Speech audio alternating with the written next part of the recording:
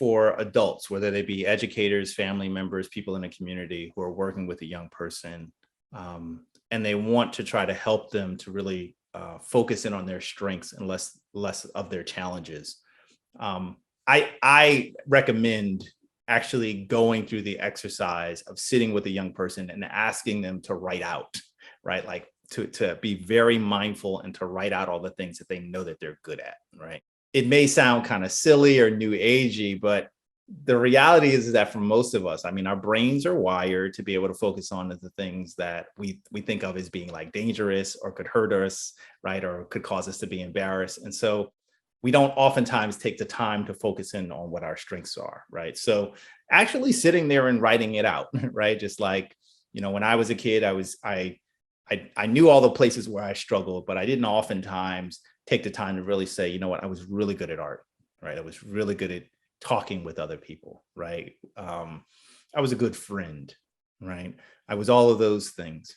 And so taking that time to write it out can be powerful. And I know when I was a college student, the disability support program that I was a part of in college, first week of class, that was one of the things that my counselor did for me. Was she sat down with all of my documentation, all my IEPs, all my evaluations, and we went through all of it. And she was able to find all these places, right? Like actually point to them to say, here's the evidence of your excellence, right? It sits right there.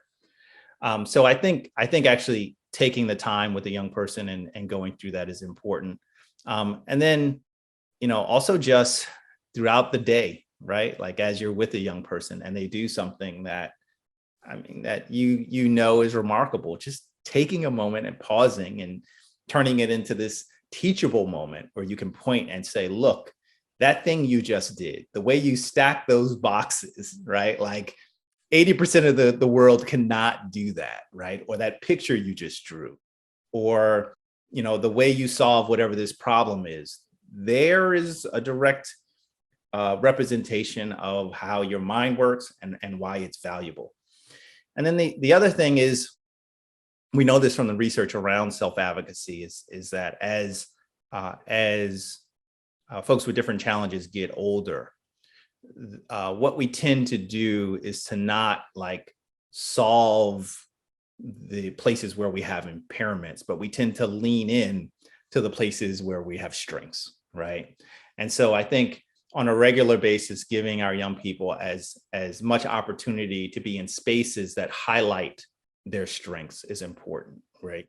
I think it's part of the reason why the humanities are so important, right? For some of us, we really excel when it comes to art or being able to have conversations about things like history or theater or what have you.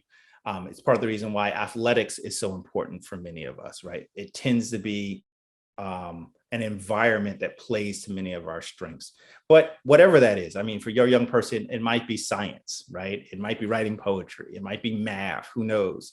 But helping them to build community and support where their strengths are emphasized is important. And I think for many of us, it is the lifeline that we need to get through childhood and to eventually end up in a place as an adult where we feel confident, competent, and secure. For more information about learning disabilities and ADHD, please visit ldonline.org. This video was made possible by a partnership between the National Education Association and WETA.